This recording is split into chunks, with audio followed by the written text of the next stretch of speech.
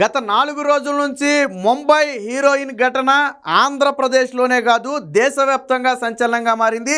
జాతీయ మీడియా కూడా దీని మీద ఫోకస్ చేయడంతో ముఖ్యంగా రాజకీయ నేతలతో పాటు ఐపీఎస్ స్థాయి అధికారులు కూడా ఇందులో ఇన్వాల్వ్ అయ్యారని ఏదైతే ఒక వార్త వచ్చిందో ఇది ఒక్కసారిగా అటు వైసీపీ పార్టీని ఇటు ఇందులో ఇన్వాల్వ్ అయినటువంటి ఐపీఎస్ అధికారులను కూడా ఉక్కిరిబిక్కిరి చేస్తుంది. తాజాగా ఎప్పటి వరకు పలు స్టేట్మెంట్లను ముంబై నుంచే ఇచ్చినటువంటి జత్వానీ అయితే తాజాగా ఆంధ్రప్రదేశ్కి అయితే వచ్చినట్టుగా తెలుస్తుంది.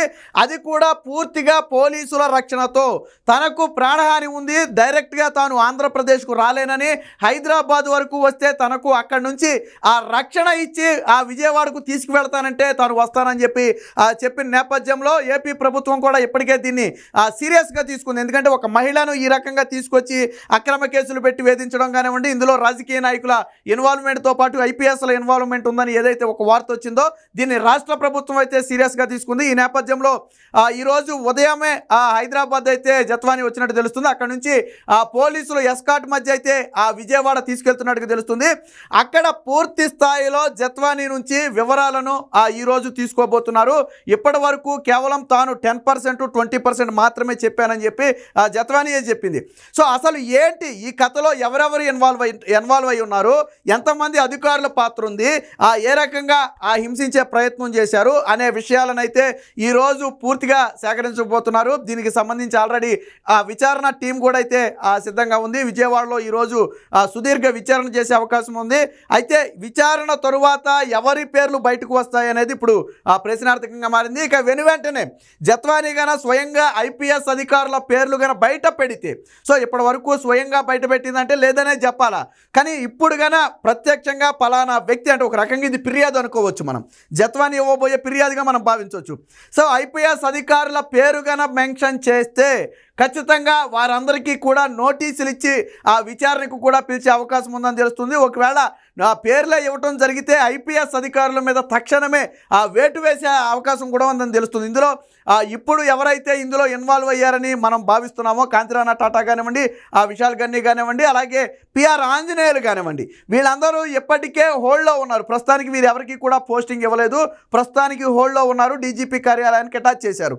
సో వీళ్ళ ముగ్గురి మీద కూడా సస్పెన్షన్ వేటు వేసే అవకాశం ఉందని కూడా తెలుస్తుంది. ఇదే సమయంలో విచారణకు కూడా పిలిచి తాను చెప్పినటువంటి వివరాలను వీరి నుంచి కొంత సేకరించి రెండింటిని పోల్చి చూసే అవకాశం ఉన్నట్టుగా తెలుస్తుంది. అవసరమైతే ఎఫ్ఐఆర్లో ఐపీఎస్ అధికారుల పేర్లు కూడా నమోదు చేయాలని చెప్పి భావిస్తున్నట్టు తెలుస్తుంది. ఒక రకంగా రాజకీయ నేతల ఇన్వాల్వ్మెంట్ని కాసేపు పక్కన పెడితే ఐపీఎస్ స్థాయి అధికారులు ఇన్వాల్వ్ అయ్యి ఈ రకంగా వేధించడం అనేది ఇప్పుడు పోలీసు వర్గాల్లోనే ఒక చర్చగా మారింది.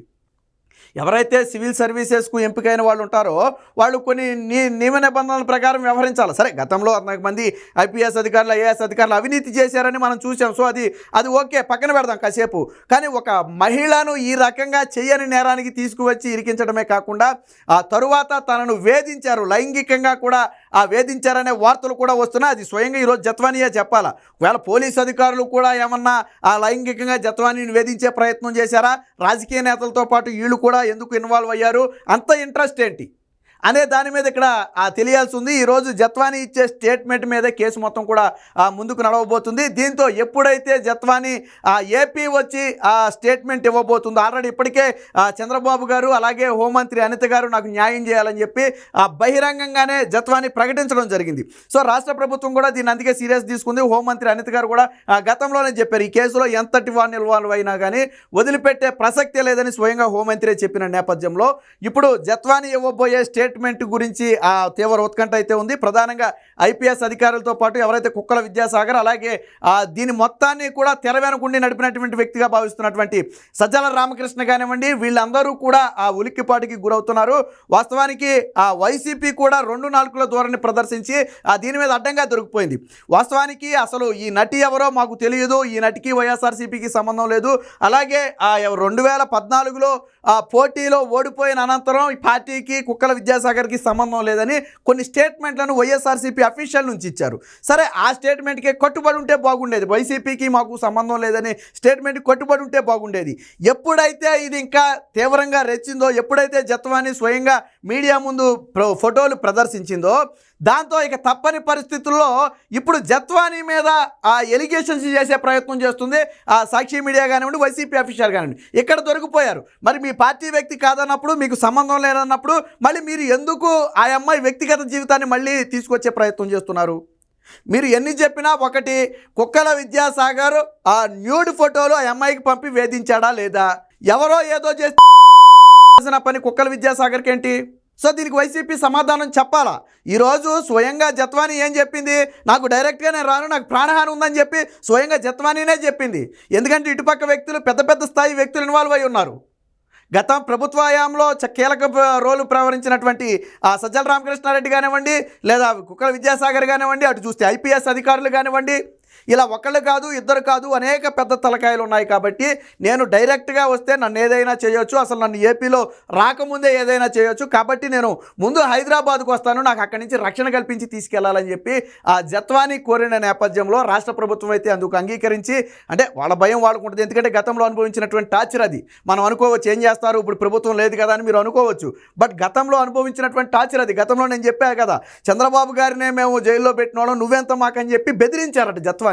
సో ఇవన్నీ ఆలోచించే స్వయంగా రాకుండా హైదరాబాద్ వరకు వచ్చి అక్కడి నుంచి అయితే ఏపీకి రావడానికి తనకి రక్షణ కల్పించాలని చెప్పి కోరినట్టుగా తెలుస్తుంది. ఈరోజు ఉదయమే పోలీసులు అయితే విజయవాడకు తీసుకెళ్ళినట్టుగా కూడా తెలుస్తుంది. దీని మీద పూర్తి స్థాయి విచారణ చేయడానికి కూడా విచారణ టీం అయితే ఒక ఉమెన్ పోలీస్తో విచారణ టీంను కూడా పూర్తిగా సిద్ధం చేశారు. ఇచ్చే స్టేట్మెంట్లను బట్టి ఎవరెవరి పేర్లు రాబోతున్నాయి అనేది ఈరోజు మధ్యాహ్నానికి అయితే ఒక స్పష్టత వచ్చే అవకాశం ఉంది. ఇందులో పోలీసు అధికారుల ఇన్వాల్వ్మెంట్ ఉందని భావిస్తే మాత్రం ఖచ్చితంగా వాళ్ళను కూడా విచారణకు పిలిచే అవకాశం, వాళ్ళకి కూడా దీనికి సమాధానం చెప్పాలని ముందుగా నోటీస్ ఇచ్చే అవకాశం కూడా ఉన్నట్టుగా అయితే తెలుస్తుంది. మొత్తంగా జత్వానీ వ్యవహారం అనేది ఇప్పుడు జాతీయ స్థాయిలో వైరల్గా మారింది. దీంతో తొలిసారిగా ఏపీ రావటం, ఏపీలోనే తొలిసారిగా ఒక రకంగా కంప్లైంట్ అనుకోవచ్చు, లేదా జరిగిన దాని గురించి పూర్తి వివరణ అనుకోవచ్చు. ఒక రకంగా ఏంటంటే ఇది ఒక కంప్లైంట్ లాగానే తీసుకుంటుంది రాష్ట్ర ప్రభుత్వం. ఎందుకంటే బాధితురాల నుంచి పూర్తి వివరాలు సేకరించాలి, ఆ తర్వాత ప్రొసీడ్ ఇవ్వాలని చెప్పి రాష్ట్ర ప్రభుత్వం ఆదేశించింది. సో అందుకని ఏకపక్షంగా ఎవరి మీద చర్యలు తీసుకోలేరు. కాబట్టి స్వయంగా జత్వానీ నుంచి పూర్తి వివరాలు రాబట్టిన తర్వాత అటు రాజకీయ నేతల మీద కానివ్వండి, ఇటు పోలీసు అధికారుల మీద కానివ్వండి, ఇదే సమయంలో సజ్జల రామకృష్ణారెడ్డి పేరు కనుక బయటకు వస్తే మరి చెప్తుందా లేదనేది చూడాలి. ఎందుకంటే తెర వెనక ఉన్నటువంటి వ్యక్తిగా సజ్జల రామకృష్ణారెడ్డిని చెప్తున్నారు. ఒకవేళ సజ్జల రామకృష్ణారెడ్డి పేరు వస్తే ఆయనకు కూడా నోటీస్ ఇచ్చే అవకాశం ఉన్నట్టుగా అయితే తెలుస్తుంది. బట్ కుక్కల విద్యాసాగర్ పేరు అయితే డైరెక్ట్గా ఓపెన్, అది ఆల్రెడీ చెప్పేసింది. కాబట్టి ఖచ్చితంగా కుక్కల విద్యాసాగర్ వాస్తవానికి ఇప్పుడు కనపట్లేదు, ఎక్కడున్నాడో తెలియట్లా. ఎప్పుడైతే ఈ న్యూస్ బయటకు వచ్చిందో అప్పటి నుంచి కుక్కల విద్యాసాగర్ అనే వ్యక్తి అప్స్టాండ్ అయిపోయాడు, అక్కడ కనపట్లేదు. సో విద్యాసాగర్ను కూడా అవసరమైతే వెతికి పట్టుకునైనా సరే నోటీసులు ఇచ్చి విచారణ చేసే అవకాశం ఉన్నట్టుగా తెలుస్తుంది. మొత్తంగా ముంబై నటి ఏపీ రావటం అనేది ఇప్పుడు తీవ్ర చర్చగా మారింది.